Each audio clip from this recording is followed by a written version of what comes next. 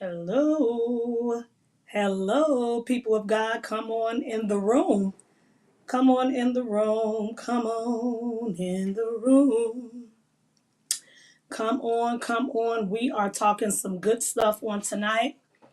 Come on, come on, come on. We are talking some good stuff on tonight. So come on in. Come on in the room. We are so grateful just to be able to be on. I am so grateful to be able just to be on today.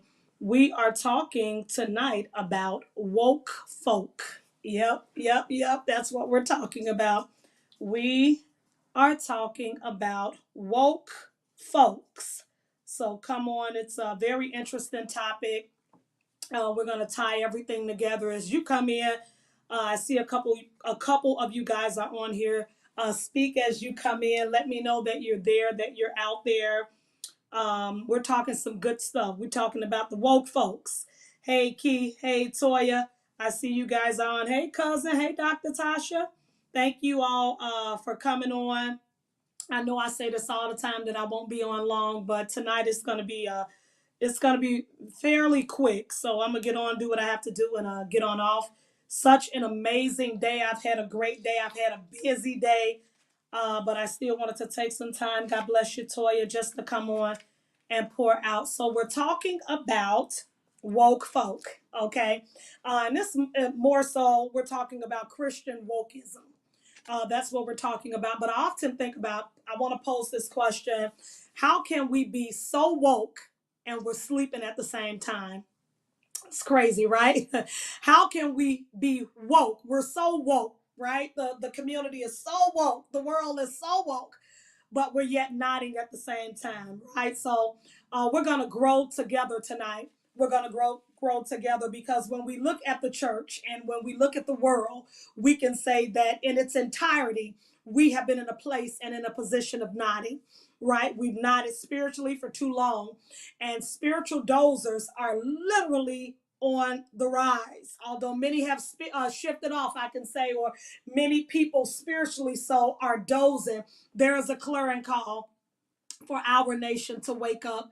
I'm going to get into the text in a moment, but there's definitely a clarion call for the church in its entirety. Listen to me, hear me now, to wake up and get back in the face of God. We don't hear about that, right? We don't hear about us just coming together and really getting into the face of God, getting back to fasting, going back to praying, getting back to the altar. What did Matthew 26:40 through 41, what did it declare? So let's read that together. Then he returned to his disciples and he found them sleeping. And he said, couldn't you men just watch for 1 hour? He asked Peter, he said, watch and pray that you don't fall into temptation. Could you not watch? Listen to this, because the spirit is willing, but what?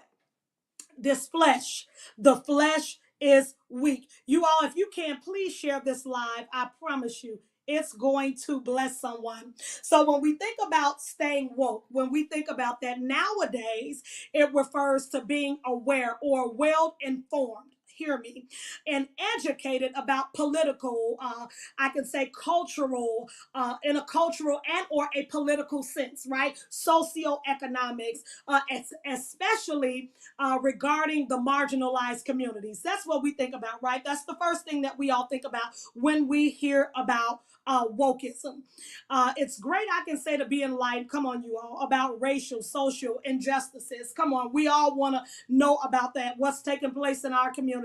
We can't take a blind eye to that. We understand that. But when we think about these new age movements, where do we hear about God in any of them?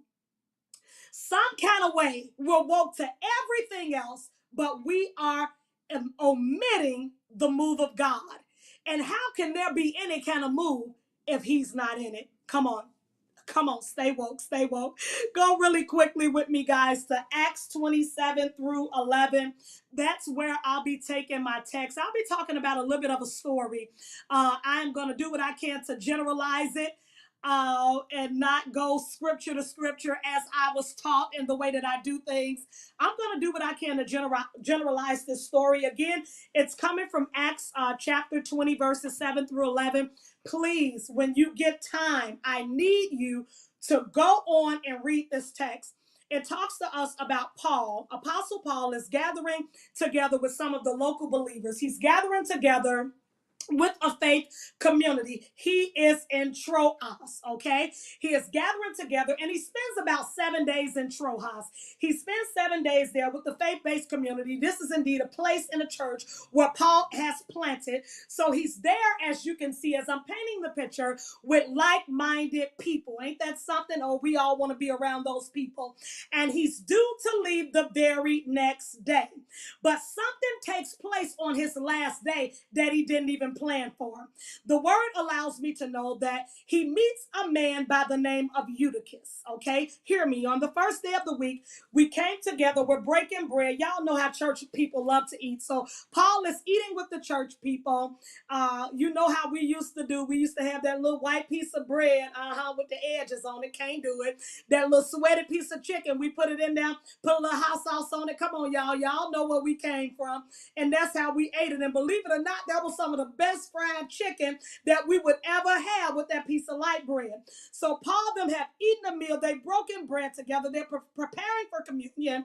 Hear me well. He's speaking to the people because he intended to leave the very next day. But the Bible declares, and this is what Luke, the writer, is saying. He says that although he intended to leave the next day, it says that Paul kept on talking until midnight. So he's long-winded. This Luke is painting a picture that the pastor, the preacher, the man of God is talking to them about life principles, but he's long-winded. There were many lamps, the word declares, in the upper room where they were meeting. But after they're eating there, he's now ministering in a low-lit area.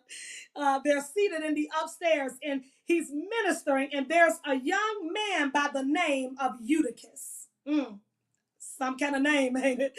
There's a young man by the name of Eutychus, and his name means fortunate and or lucky. But let's see how the story plays out. His name is Little Lucky, I'll call him, and he's sinking into a deep sleep as Paul is preaching. Now Luke is the writer of the book of Acts, and I tell you, the physician is very good as he's talking about giving us the text, and he's talking about the story. He tells us that Eutychus is sitting in a high place, but he's yet sinking. He's seated on the third floor, I believe it was. He's seated on the third floor, but he's sinking. So he's attending faithfully. Remember, he's a part of that community. He's studying. He know Paul is coming into town. He's faithful. He's dedicated. He may even be growing, but guess what? He's still sinking. And when he is sound asleep, the word allows me to know he's sound asleep. That means that he's slobbering and he's snoring really good. He falls to the ground from the third story window and he is picked up dead. That means there's no life in him when he's picked up. The Bible declares in verse 10, it said, Paul goes down, he throws himself over the young man, covers him, he puts his arm around him. He tells the people that are watching, do not be alarmed because he is alive. After that, hear me, he then goes back upstairs, he break bread and he ate. See, as I read the text, I said the enemy would do anything he can to distract us. But after all of this took place while he is preaching, these distractions are happening. But guess what? The word tells me that after this takes place, hear me, he goes right back upstairs and he begins preaching until daylight. And after that, he left. Let's unfold this, you all. So we have a young man by the name of Eutychus. And like many of us, he is having a difficult time staying interested in hearing the word of God. He is struggling to stay woke in church. And like many young men, you know how nowadays we have so much going on that we can be distracted. We are on our phones doing service. We're texting. Come on. We're nodding and the pastor's preaching. We're on our cell phones now. We're engulfed in social media. We're looking around. We're focusing on everything. We may even be on YouTube. Come on. We are looking at everything. And now we are in a state of nod. And I cannot talk about the young man because I'm sure that each and every one of us on this live on today have nodded while we were in church. Oh, come on, where my nodders at? Come on, you all.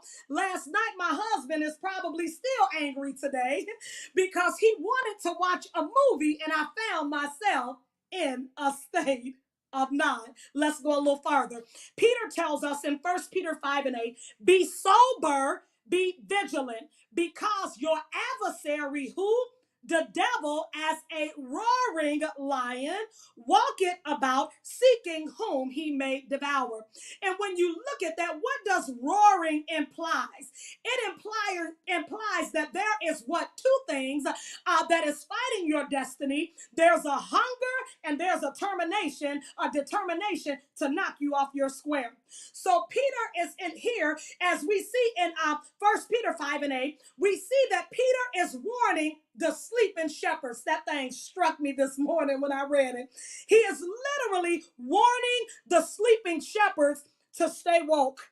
If we are not careful shepherds, I'm talking to all of my shepherds, we will begin to doze on the assignment that we committed ourselves to. And we've entered into a season where it's easy to nod. Why? Because we are up against so much. There's a spirit in the air of even false accusations that the enemy is whispering into the people of God, lies into the people of God's ear, and he is causing separation. Oh, if we're not careful, we will fall short to his prey. So what is it about the church that as soon as we begin to open up our mouth and tell you to turn to Genesis 1, everybody begins nodding. Somebody type in the chat, stay woke. Stay woke. Come on. Come on. This is the real wokeism. Stay woke. So we see here that the man of God is literally preaching. And I know that some of us, spiritually so, are nodding right now. Spiritually so, we're dozing and we're drowsy. Eutychus really needed something. He's a new believer. We don't hear much about him in the word, but he's a new believer. We know that he had to know about Paul. He knew who laid the foundation. We know he knew who laid the groundwork. He knew that this was a very important person, and he's sleeping on his preparation.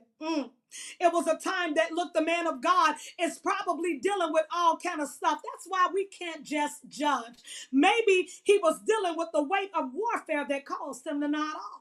Think about that. Now, purpose is calling him because what he needs is right in front of him, my God, but he's sleeping. And when we are tired, you all know we don't pay attention to nothing. When we are tired, and look, we're not focusing on what's going on around us. So many things can be going on. If we're not careful, we will sit anywhere. So he chooses, listen to me, he chooses the seat that he sits in. What is it and why is it that he could have sat any other place in the room, but he chooses to sit in a window sill? He chooses the seat that he sat in. Remember that, okay? And there's something I can say about that window seat. Every time I fly, if I have to pay extra for it, see, I want to see what's going on the outside. We love the view, but guess what? Sometimes the window can be our biggest problem. Oh, come on, you all don't have to admit it. It was the window that got you in trouble. It was the window that set you back. If David could just tell you all about watching, it was something about the window. And if we are not careful, the window will be our greatest downfall. So when he chooses the seat that he sat in, when he chooses to sit in the window, hear me, he never considered that the seat could kill him. That is why we can't covet positions. You all, oh, I am teaching well. We have to be very careful not to covet things that are assigned to kill us. He never ever considered the fact that the seat that he chose, what he desired, and what he wanted, that he wasn't mature enough to handle it in his now. Isn't that good? Isn't that good? See, we don't really plan to fall. Do you think he got up and said, hey, my name is Eutychus. I'm going to hear the amazing Apostle Paul tonight. I'm going to sit in a window seat, and guess what? I'm going to make sure I fall out of that seat. No, he did not intend to fall, but some kind of way, life came knocking on his door. Somebody type in the chat, I gotta stay woke. And because it happened unexpectedly, and also because he is dealing with forces around him that are working against him, he begins to lose heart. Hear me, because many of us have lost heart. We cannot afford to lose heart. Let's listen to the book. Come on, 2 Corinthians 4:16 through 18. These light afflictions, listen to me. Therefore, we do not lose heart, even though our outward man is perishing, yet the inward man is being renewed day by day. So it don't matter what the outward look like. God is working something greater down on the inside. And the afflictions that you see on today, my God, God is curing them. And you will not see these things tomorrow. Why? For our light afflictions, the word declares, which is but for a moment. This little small stuff that we are sweating, our complaints, look, things that we have up before God, these small things, they are just light afflictions, and it's working for you. See, we never understand that the adversity and how God will set adversity up to work in your purpose. Your adversity and things that you are dealing with now, it's working for you, and it's all tied and attracted to your purpose. It said it worketh for us a far more exceeding and eternal weight of glory, while we do not look at the things which are seen. See, these things that we see in the now, these are just temporal small things, but we look at the things which are not seen. The Bible declares, for the things which are not, the things which I see now in front of me, this stuff is all temporary. He said, but the things which are not seen is eternal. And I'm getting ready to give you eternal vision, because some of you have been on the verge of giving up because of the temporal things that are surrounding you. Oh, but I declare, if you can just stay woke for another hour, God is getting ready to come on your behalf. He's coming through. Do not fear the assignment that God has ahead of you. So some of you all are sleeping on your assignment right now. I just feel like teaching tonight. Some of you all have been sleeping on your assignment. Listen, sleeping and you're supposed to be building, sleeping and you're supposed to be preparing. I was off work today. I can't even lay in the bed. I'm up early in the morning and I'm working. I'm doing something. I said, God, I will not use the gift that you have given me and sleep on it. Come on. Look, I have to feed my gift. I have to feed it in prayer. And in order to stay woke, in order to understand what's going on in the realm of the spirit, that means that I have to be in a position of prayer. Hear me well. So we are sleeping when we're supposed to be preparing. Oh my God. Come on, y'all. Let it bite you on tonight. It's okay. Just say ouch. We're sleeping and we're supposed to be increasing our prayer life. God has instructed you on what to do. He's given you the blueprint to do it. Many of you, you're getting ready to break forth into resources. He got a stranger that don't know you, but they believing in your product right now. They're going to reach out. They're going to tell you it's time to build. And right when it is time to build, and God has instructed you on what to do, like Eutychus, you have sat in the window sill, and if you are not careful, you might fall out. Oh my God. I had an appointment on today. It's so amazing that I'm talking about this. And it's funny that this appointment actually caused me to go live today. I had an appointment today with somebody, with a young man. And it's so amazing that I said, look, I need you to get up, go to this location. I'm going to do something. God's laid it on my heart to do something for you. And the time that we were supposed to meet, the time that, he was supposed to be at the location, I had my daughter reach out and he's sleeping. I hope he on here tonight. God bless you. He is supposed to be up working. I am getting ready to bless him. And he sends me a message and he said, oh, I'm sorry. I forgot. I am sleeping. I was sleeping. And if we're not careful, we will miss the move. We will miss the blessing. We will miss the opportunity, because we are not prepared for the blessing.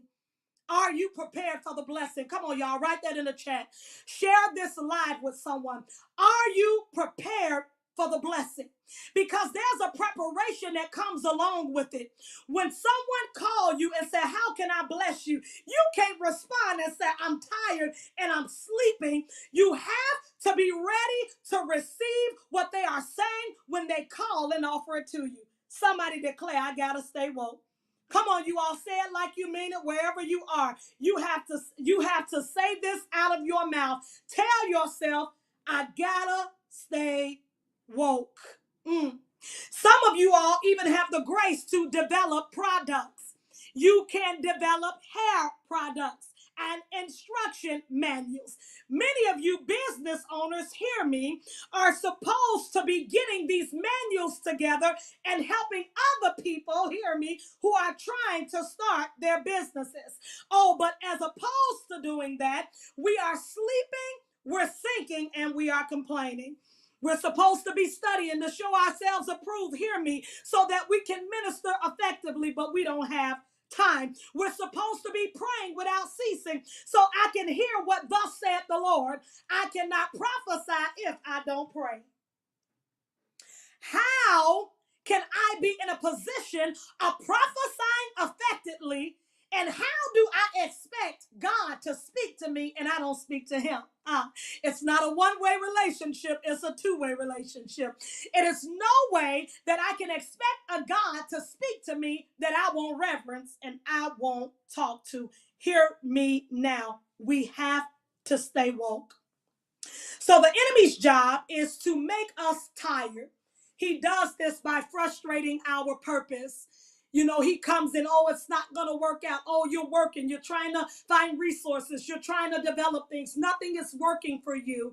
It's not working. So why don't you just sit it on the shelf and go back to it later? But not knowing it's me working through it and I am smoothing out the kinks. It's something about my faith and me going before God, asking him to give me the blueprint, give me the spiritual mindset to get this task done. If I take one step, I know he's going to take two. And if you don't quit, I promise he'll see you through this. So he gets caught up in the chill. Eutychus is chilling. He gets caught up in the windowsill and the man of God is kicking back. He's caught up like many of us in work, and I work a lot. I'm caught up in work. Come on, I can use a lot of excuses. I'm caught up in some of us in Netflix and chilling, and we're watching movies. Come on, y'all, caught up on the shopping network.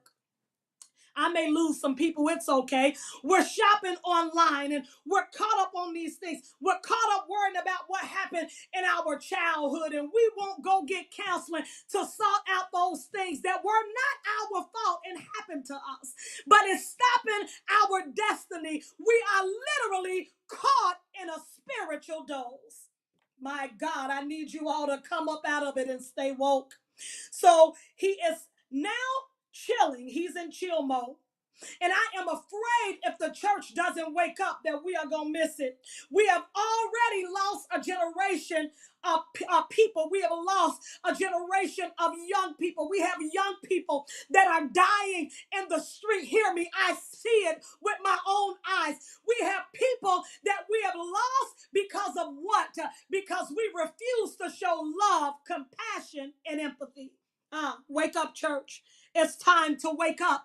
But we are worried about the small things. We are worried, come on, about protocol, which is great. I am all for order. We are worried about these comical things when God is saying, I'm looking for the souls. I'm looking for somebody to go out into the highway and hedges and compel the people to come in so that my house can be filled. Is there one that is willing to go out? But he's supposed to be going out, and he is now in a state of nod.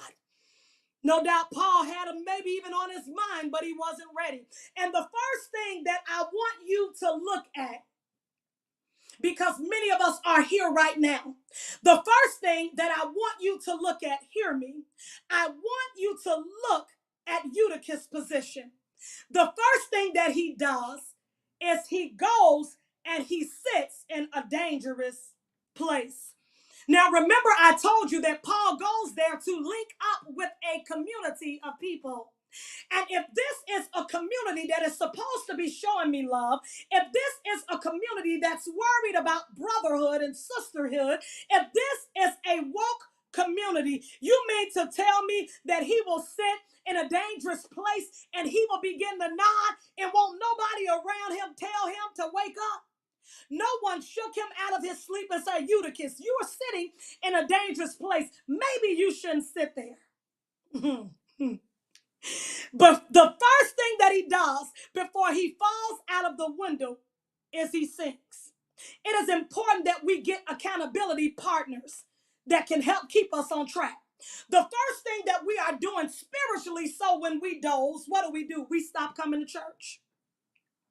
We're dozing now. I don't want to be bothered. I don't want to be bothered with the pastor. Bad. I don't want to talk. Come on. We're just talking real tonight. The first thing that we do, and a sign that we're falling back spiritually, so is we stop missing. We stop congregating. Maybe your neighbor is in a position of nodding and they don't even know it. Have you ever considered that?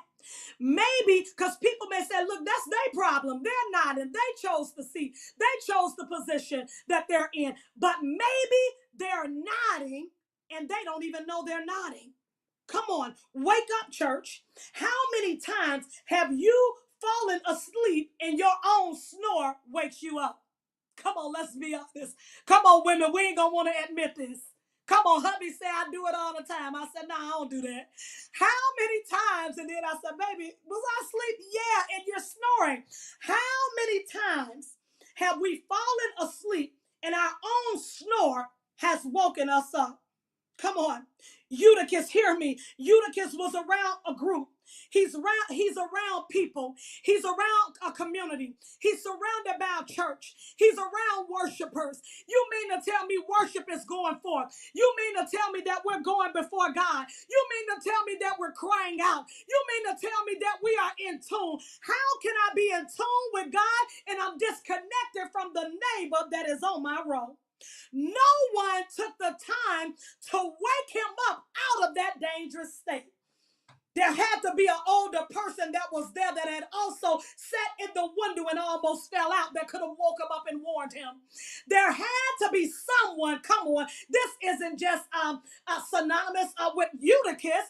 There had to be someone that sat in that very seat and was getting ready to fall and said, look, maybe I should sit there and I should warn the generation of the upcoming things and challenges that they may face. Or maybe someone did warn Eutychus and he decided to sit there anyway. Come on, y'all. It's time to come out of nod. Come on, it's time to come out of nod because some of you are nodding and you don't even know it. And God sent me here on this morning, not just to wake you up, but to wake Shirene Hicks up. He said, because the shepherds are in a state of nod. So Eutychus is around a group and he's surrounded, but he's disconnected. Have you ever been around a group of people and you said, man, I got all these folks around me and I feel like I'm surrounded, but I just feel a total disconnect. And no one's going to understand the weight of your assignment. Let me get that. And that's not a bad thing. You're going to be surrounded by people that are not going to get your assignment. Why? Because it's not their assignment. We can't be angry at them. We can't say that they're sleeping on our vision. But some people just ain't going to get you. And some people aren't supposed to get you. Your goal and your duty as a leader is to write the vision and make it plain before tables. If you can write the vision, people can run with it. Maybe they're not running with it because the vision isn't clear. My God, come on, people of God, hear me. Maybe they're not running with it because we haven't made the vision clear. You cannot give anybody, and this is just leadership, this ain't even just the church. You cannot give anybody an assignment and expect them to know it. Every time an assignment is given, it's a great thing to go back and say, do you understand the assignment and the task that was given? I want to make sure that you give it. I want to talk to you with the level of respect, but I want to understand that you are getting what I'm giving you. My God, somebody declare I got to stay woke. So he is surrounded, and the room is packed, you all. I can literally see it as I was reading it. The room is literally packed from wall to wall with people because Paul got that healing in his hand. He has, come on, he is so gifted, my God, that he's getting ready to tell the people what God is getting ready to do. But some kind of way, Eutychus almost missed it. I would that someone would have woke him up and said, boy, wake up, Paul is preaching good tonight. But they watched him sink. And the hurtful truth is that some people watched him, but maybe they missed him sinking. Can you imagine people that are going into church with their own stuff? They like, I ain't got time to deal with this. I got my own stuff. I'm dealing with my own baby. Come on. I'm dealing with my own drama. I don't have time to be worried about what Eutychus is going through. That's why it is important. And this is my 2024. I gotta surround myself with praisers. I cannot afford to sit on a row with believers that are stale and refuse to worship. I said it.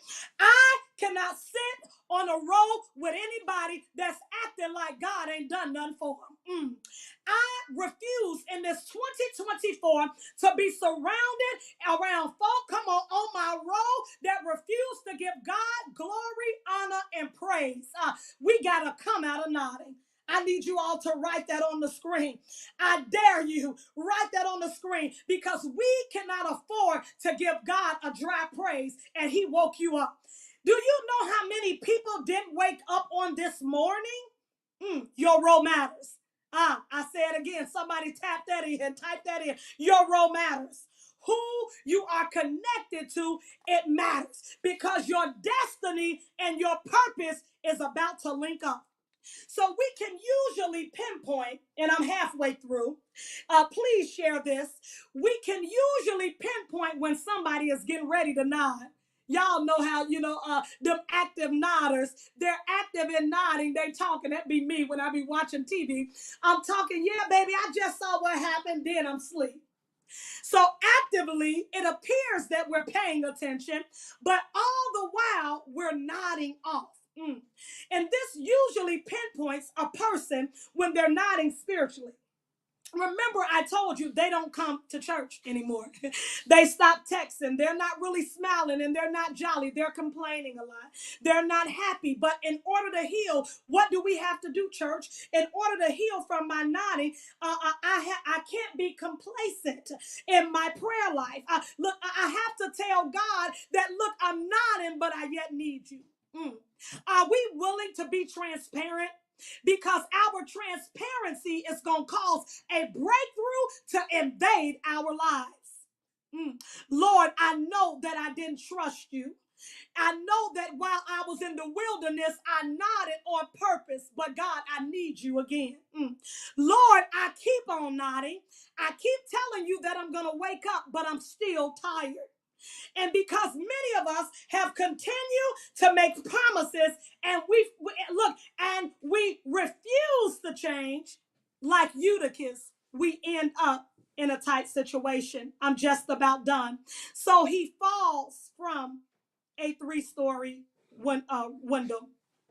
And not only does he fall, but get this, he falls in front of everyone. Can you imagine that? He falls in front of everybody. Everybody is upstairs. Everybody is looking. I'm sure there are some people that saw him right before he fell. I'm sure it's people that were worshiping and looked back and said, what happened? I just thought I saw somebody fall out of a window. He is falling in front of everyone. Can you imagine the shame? Because one thing that we better be careful in 2024, we better be very careful who we fall around. Oh, I got to say that and I got to stop right there. You better be very, very careful who you fall around. My God, that means transparency. That means who you're vulnerable around. Come on, that means who you can trust. You better be very careful who you fall around. So he falls from a 3-story window. And the number 3 is synonymous with what? The resurrection. Come on, we already celebrated Easter. It's Resurrection Sunday. It's synonymous with the resurrection. He falls. It's synonymous with the Holy Spirit. It's the number 3. But after he falls is when things begin to transform.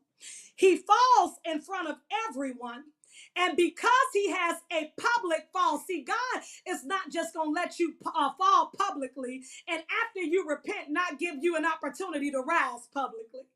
You fallen, some of you, publicly, but God said you are getting ready to rise publicly. Somebody declare this rise is going to be public. My God, come on, say it to yourself. This rise is going to be public. So he falls publicly, and it's amazing that Paul is preaching to the masses. Remember, I told you that they planted there. They are now in Troas. Paul stops preaching to the masses. Can you believe that? And he stops preaching and he attends to that one soul. My God. He stops preaching. He leaves the 99 and he goes after the one. Are we even doing that anymore? He leaves the 99 and he goes after the one. And after Paul goes and he finds Eutychus, he finds him laying on the ground. And if I can tell you all in my 43 years of living, how many times I've woken up on the ground. Come on, if you all be transparent, you've been there too. And we better be glad that God didn't allow us on the ground to be exposed. My God. Isn't that something? You all should stop right there and praise God for what he didn't allow to be seen public. My God, come on, you all, I'm a praise. And that's why it baffles me while we sit. Oh, that bothers me. And we won't worship God. And everything that he could have exposed about you, he kept that thing. My God, I owe him. Somebody better declare I owe him. So Paul leaves the 99. He goes after the one. He goes after a young man by the name of Eutychus. And what I love about him is that when he finds him laying on the ground, he doesn't just stand and stare at him falling. Because you all know how we do when we see people. We see homeless people laying on the ground all the time. We walk right by them as if we haven't seen them. He's laying there, and as opposed to walking right by him, Paul covers him in prayer. He then tells the onlookers, I can just see this chaotic scene, you all. I can see the people there. I'm sure the women are out there crying. Come on. I'm sure the people of God are standing around wondering if he's going to get up. Can you just hear the screams, my God, of a chaotic scene? He's there, and I can just imagine Paul covering him and telling the onlookers that Eutychus yet lives. Come on, somebody. I need you to declare, I shall live and not die. See, it wasn't easy for him to stop preaching to the masses and go take care of the one. And it wasn't easy for Eutychus, after Paul covers him, to get back up. Y'all know how we are when we trip over something in public. I play it off like ain't nothing happened. And you have a group of people that are staring at you. So now through the public humiliation, through the shame that is associated with the fall, through the condemnation that is attached, through the public embarrassment and everybody knowing what happens to you, Eutychus has to make a conscious decision to get back up. Are you willing to make a conscious decision and get up after what you have encountered and what you have endured? I tell you, it was something about Paul interceding for him, you all, that caused God to open up the heavens on his behalf. And we have to stay in a position of prayer because our posture is getting ready to break glass ceilings. It's something about your prayer posture that's going to cause God, come on, to open up things for you. And as Paul began to pray, my God, his posture caused the multitude to pour out. Our posture of prayer, people of God, hear me, will cause those dead things like Eutychus to come back alive again. Our posture of prayer will open prison walls. Our posture of prayer will cause things to be healed in our lives. Our posture of prayer will cause supernatural resources to find us. Our posture of prayer, come on, you all, will open up doors. I call forth every dead vision. Come on. I call forth every person that is sleeping on their purpose right now. I declare and I decree that the fire of God is heading to your house and it's about to wake you up. Somebody declare, I got to stay woke. Something about our prayer that's getting ready to open up things. And I'm telling you, God is literally, hear me, hey mama, my prayer warrior is on. God is literally getting ready to shake us. And it's so amazing as my mother is on, because this woman of God taught us how to pray. At the age of 7, we were in our front room in the house, and me, her, my father, we were there and we were going before God. It ain't a time that I don't go over their house now before I leave. We going into prayer. It's what we know. They centered us around women of God that could get them old mothers, that can get us, my God, to God. We knew it. I grew up Pentecostal. I grew up in the Holiness Church, and that is all I knew, is staying in the face of God. I knew that if he didn't do it, my God, he was able. Come on, somebody write that on the screen. He is able. So Paul's posture and him laying out caused things to change in somebody else's life. That is why we cannot be selfish without our prayer. How many times do you go into prayer for somebody else other than yourself? Our prayers cannot be selfish. We have to go to God for our brothers and our sisters and everybody else's baby. It is very rare that I go just for myself. Come on, God is counting on us to go and cry out for our neighbor. It is time, people of God, that we have to call forth those things. We have to call forth those things that be not as though they were. Even as it said in the book of Revelations, we have to wake up and strengthen those things that remain and is about to die. God said, I found your work. It's undone. It's not finished. Why have you stopped? Why are you stuck in you? Why are you sitting in the windowsill? Why are you complaining? Why have you given up on what I've told you? It is time for you to move in purpose. Somebody declare, I gotta move. Come on, I gotta move. I gotta move. It is literally time for me to wake up and stop making excuses about what I can't do. If Paul never took the time to stay there that extra day, and if he never understood, Paul was supposed to be gone. His trip was only for 7 days. He was getting ready to journey again. Look, he was getting ready to roll. They were hitting these different cities. They were going. If Paul never understood, God, why I gotta stay here and deal with brothers and brethren that is falling asleep while I'm teaching. Look, I'm pouring my heart out. I'm taking time. I've stayed an extra day, and they're nodding on the text. Why am I here? It became clear to Paul in that moment why he had to say. Sometimes we're going to have to go into territories that we don't usually would like to go into. There are places, there are people that we're going to have to connect with. We ain't going to want to connect with.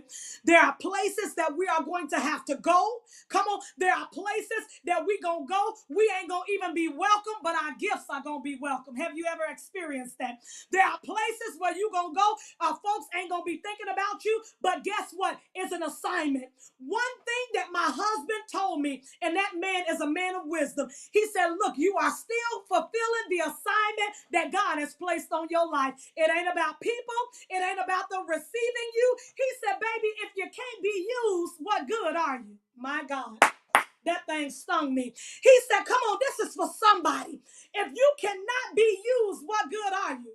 Oh, well, I went there, preached and they act like they don't want to be bothered with me. But that's okay. You were there for an assignment, and I declare that your word, it did not fall on stony ground, but it accomplished that thing that it set out to do.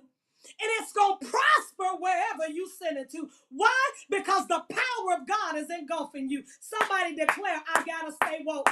Come on, you all. I'm trying to get off of here. Somebody declare, I got to stay woke. So Paul's posture. I need you to evaluate your posture. I want you to make a conscious decision for these next 7 days that every morning you're going to take some time to go into prayer. I don't care if it's 10 minutes. I don't care if it's 5 minutes. I don't care if it's 15 minutes. I need you to start getting up, giving God what you got. Give him your first fruit and watch what God does for you. I need you to stay woke. So Paul, if he never understood, I will repeat this. He knew now that God kept him and held him up for a young man by the name of Eutychus that was getting ready unknowingly to throw in the towel. My God, there were spiritual influences around him that caused him to fall down. He wasn't aware. He wasn't alert. He didn't know that death was getting ready to sting. He didn't understand that it would come out of nowhere, but God would use this opportunity to raise what was once dead. My God. And that is what we are about to see in our nation. We are about to see those old miracles that our mothers saw. We are about to see those old miracles that the early church saw. God, he don't need us. He is literally about to show his hand in the earth realm. All we have to do is believe and stay woke. My God, maybe Eutychus didn't see the value in himself. All I hear about, you all, is this young man that's sleeping. The Bible doesn't point a good light at him. He's tired and he's nodding on purpose. But guess what? Despite of the fact that he failed and he made a mistake, God sent this amazing apostle to wake him up and said, there's still another round in you. Oh my God, it's one more round. Don't throw in the towel. There's still another round left. Who would have known that God will send Apostle Paul to restore him? And what I love about this relationship between him and Paul is maybe he didn't have any strong male figures in his life. We're talking about community a little bit tonight because that's what we need. It's no way that we can do anything, you all, without a community. So he falls down unknowingly, and God's love is what restored him. We have to allow the love of God to restore people. If we can come to people in love, come on, with love and kindness, what have I drawn thee? If we're not drawing, it's because we need more love, and we have to ask God to show me how to love. I often ask God, teach me how to love difficult folks. I said, God, you gave me some of the most difficult people, but teach me how to love them, because in this you're stretching me. But in the very end, as he goes and he covers the man of God, he covers Eutychus. Never do we hear Paul shame him. Come on, read the text. Not once did he tell him, you shouldn't have been dozing anyway. Y'all know how we see them little reels and everything else about people pulling their kids' ear and all that other stuff because they're falling asleep in church. Not one time do I hear Paul judge him. He didn't tell him you shouldn't have been sleeping in church. He's not pulling his ear. Which would be true because he was falling. But what did God want the man of God to get out of this lesson? God wanted him to know that I'm building leaders that are going to be different. They're going to come where you came from. Come on, Paul knew all about nodding because in his youth, he nodded on the church. Come on. He knew that he didn't do everything right. And when you have a past of you not doing right, when you see someone that errs, my God, you can have a level of compassion on them. So what God is doing is he's building leaders that are going to pick you up when you stumble. They won't ridicule you, hear me well.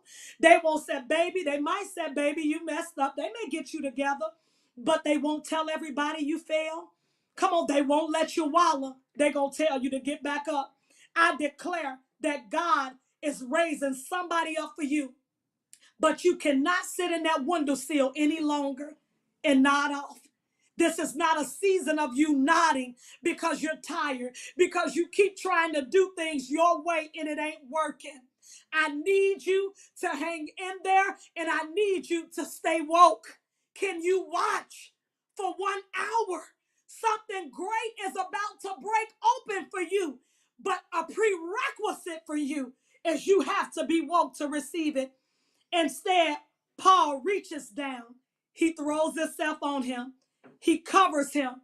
He picks him up and he said, let's do this thing again. Then they walk up the stairs. He begins to shake off the spirit of distraction that attempted to stop the man from preaching this thing and carrying this thing home. He takes Eutychus up. Now he's full of power. He's now believing. He's seen the hand of God raise him from the dead. And now he is ready. Come on. Now the mission is fulfilled. Paul's assignment is fulfilled. He has created a warrior that is ready to stay woke and tell other believers he did it for me. But this next go round, I need you all, hear me well. If you don't do anything else, get in your word, and I need you to stay woke. People of God, that is literally my time. I did not come on to stay long, but I came on to encourage all of you all. Come on, there's therefore no condemnation to those which are in Christ Jesus. We've all fell prey to sleepiness. We've all dozed off when we were supposed to be working. It's your time to try it again. And this time, I need you all to stay woke. God bless you. This is Pastor Shirene Hicks. You all be encouraged. You all be blessed. And I'll be seeing you soon. God bless you.